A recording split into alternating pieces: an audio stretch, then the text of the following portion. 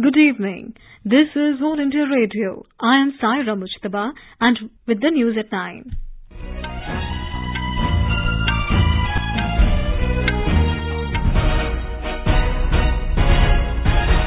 The headlines. President Draupadi Murmu inaugurates and lays foundation stone for various central and state government projects in Sikkim.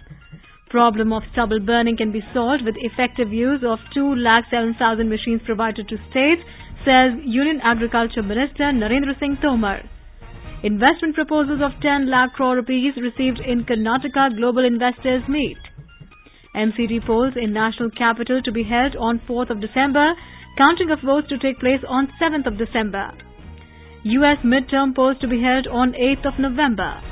And in badminton, women's doubles pair of Teresa Jolie and Gayatri Gopichand advanced to semi-finals of ongoing Hilo Open in Germany.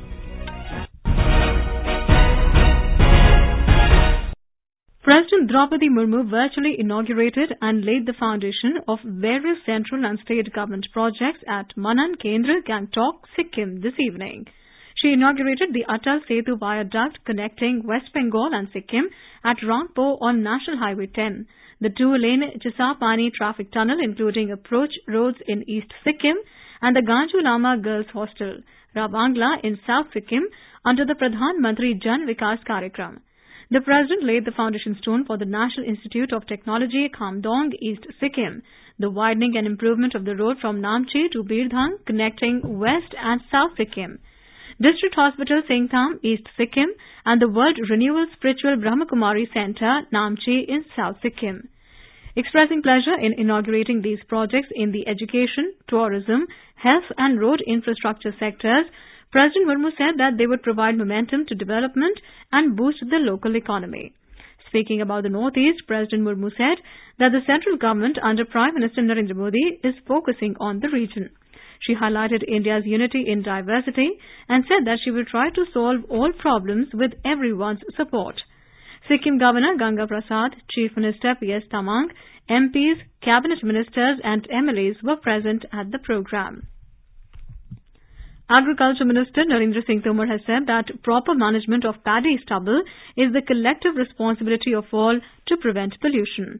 Addressing a workshop of farmers in Pusa, Delhi, the minister informed that the centre has allocated over 3,000 crore rupees to Punjab, Haryana, Uttar Pradesh and Delhi. Mr. Tomar said, out of this, about 1,000 crore rupees are left with the states, including 491 crore rupees with Punjab alone. The minister said a comprehensive solution to this problem is possible with the optimum utilization of over 2 lakh machines made available to the states for stubble management with the assistance provided by the centre.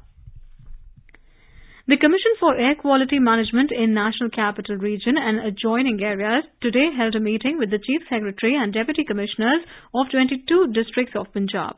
The primary focus of the review meeting was to assess the on-ground implementation of directions and reiterated the need for immediate intensification of actions to put a halt to the sudden spike in stubble burning cases seen in the last few days in Punjab.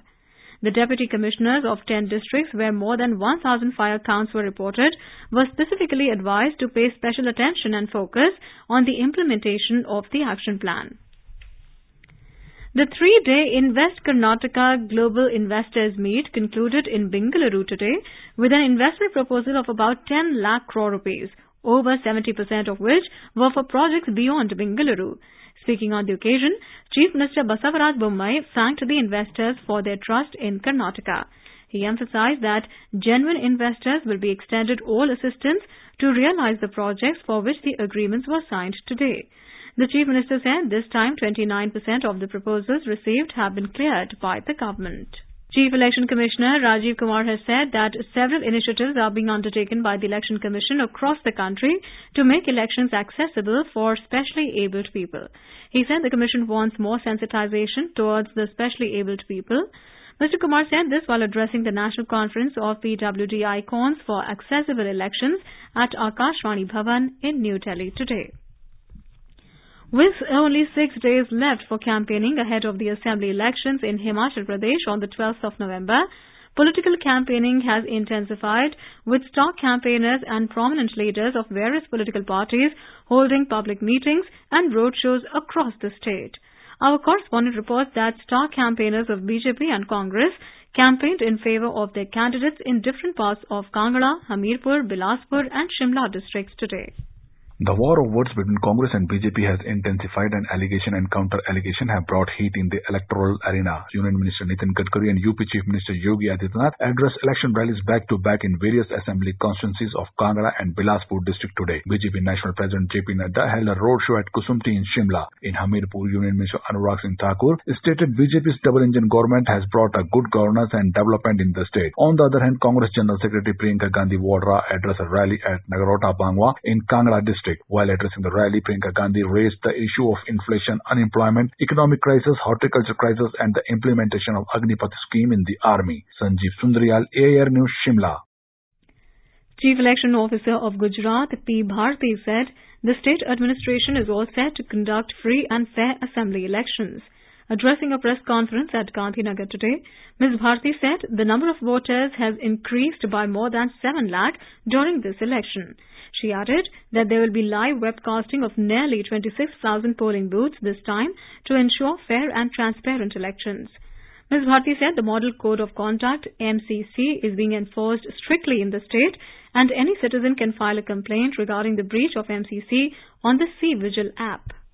Police station पर अलग अलग प्रकार का initiatives लिया है.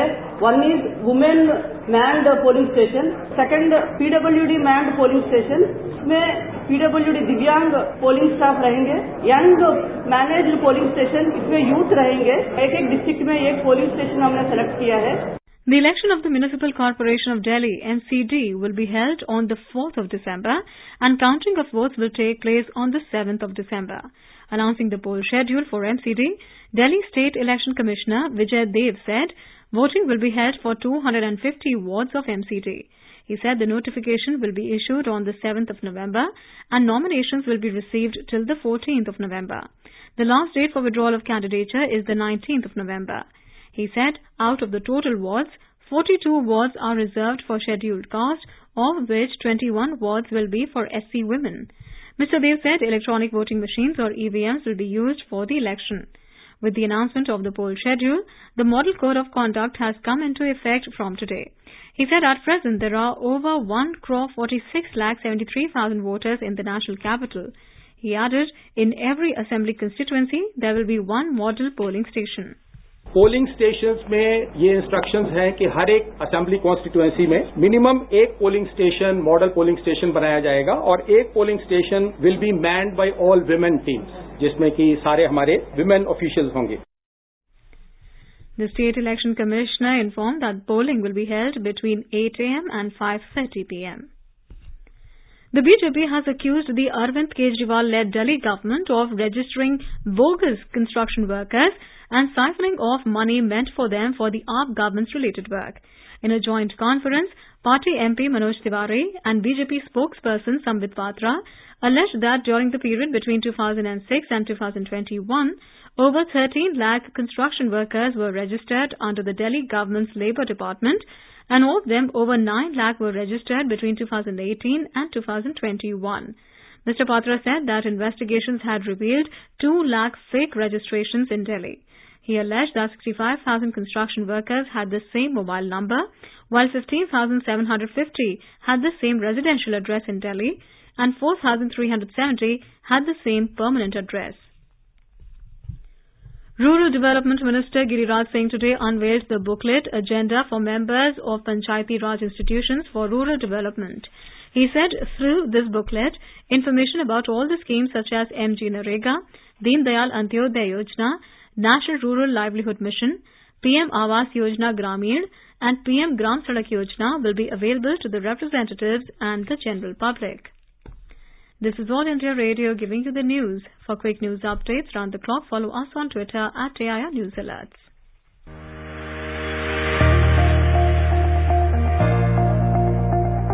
अगर आप प्रतियोगी परीक्षाओं की तैयारी कर रहे हैं तो अभ्यास कार्यक्रम है सिर्फ आपके लिए. व्हाट्सएप नंबर 9289094044 या फिर ईमेल आईडी abhywaas.airnews@gmail.com पर आप हमें अपने सवाल भेजें और इसका जवाब आपको शनिवार रात 9:30 बजे मिलेगा। इस बार का विषय है एनवायरमेंट एंड क्लाइमेट चेंज। आपके सवाल हमें जल्द से जल्द मिल जाने चाहिए।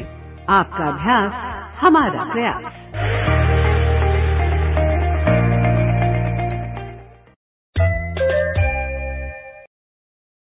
Welcome back. You're listening to News at 9. In Telangana, Chief Secretary Somesh Kumar today directed the officials of various departments to make foolproof arrangements for Prime Minister Modi's visit to the state, scheduled on the 12th of this month. During his visit, the Prime Minister will dedicate the Ramagundam Fertilizers and Chemicals Limited to the nation. The gas-based urea manufacturing plant has been revived at a cost of over 6,120 crore rupees. Union Minister of Finance and Corporate Affairs Ms. Nirmala Sitharaman will be on a day's visit to Thiruvananthapuram tomorrow. The minister will inaugurate the Balarampuram Handloom Producer Company Limited and Common Facility and Training Centre in Palichal, Thiruvananthapuram tomorrow afternoon. Minister of State for External Affairs V. Muralidharan will deliver the keynote address. Balarampuram Handloom Producer Company Limited is the first handloom producer company in the state. Environment, Forest and Climate Change Minister Bhupendra Yadav will lead the Indian delegation to attend the 27th session of the Conference of Parties of the UNFCCC COP27. The conference is scheduled to be held at Sharm el-Sheikh in Egypt from the 6th to the 18th of November. At COP27, countries come together to take action towards achieving the world's collective climate goals as agreed upon under the Paris Agreement and the Convention. Heads of state and government will attend the conference. India is fully engaged with the process and is supportive of the efforts by the government of Egypt for substantive outcomes at COP27. The Defence Ministry has extended the benefit or provision of pro-rata pension to junior commissioned officer with 10 years of qualifying service in defence services who joined public sector undertaking on permanent absorption. Earlier, this benefit was limited to the commissioned officers only. Raksha Mantri Rajnath Singh has approved the proposal of the Department of Ex-Servicemen in this regard. The Union Government has constituted a committee for strengthening the assessment and accreditation of higher educational institutions. The mandate of the committee is to prepare a roadmap for the National Accreditation Council envisioned in the National Education Policy 2020. The Education Ministry said the committee will be headed by Dr. K. Radhakrishnan, Chairperson, Board of Governors, IIT Kanpur and Chairperson, Standing Committee of IIT Council. In the United States, midterm elections are fast approaching. On the 8th of November, the American public will choose who controls U.S. Congress, the Democrats or Republicans, and with it, the very future of the Biden presidency. Neither Joe Biden nor Donald Trump is on the ballot on the 8th of November, but the midterms will set the political landscape ahead of the presidential election in 2 years' time. The key domestic stock indices today witnessed modest gains amid positive cues from global share markets. The Sensex closed above 60,900 level, while the Nifty settled above 18,100 points. In badminton, women's doubles pair of Teresa Joly and Gayatri Gopichand advanced to the semi-final of the ongoing Halle Open in Germany. The Indian duo emerged victorious over Chinese Taipei duo of Xiu Yaxing and Lin Wanxing in the quarter-final of the tournament. The first two games were closely contested, with the Indian pair winning the first and their opponents getting the second one. This set up a decider, with Joly and Gopichand won in a one-sided manner by 21-8. Later tonight, shuttlers like Malvika Bansal, Kidambi Shrikant, Satvik Sairaj Rankireddy and Chirag Shetty will be in action. In cricket, New Zealand becomes the first team to qualify for semi-finals of the T20 World Cup as they defeated Ireland by 35 runs at the Adelaide Oval today. And now, before we end the bulletin, the headlines once again. President Draupadi Murmu inaugurates and lays foundation stone for various central and state government projects in Sikkim. Problem of stubble burning can be solved with effective use of 2,07,000 machines provided to states, says Union Agriculture Minister Narendra Singh Tomar. Investment proposals of 10 lakh crore rupees received in Karnataka Global Investors Meet. MCD polls in National Capital to be held on 4th December. Counting of votes to take place on 7th of December. US midterm polls to be held on 8th of November. And in badminton, women's doubles pair of Teresa Jolly and Gayatri Gopichand advanced to semi-final in Hilo Open. That's all in the news at 9. Good night.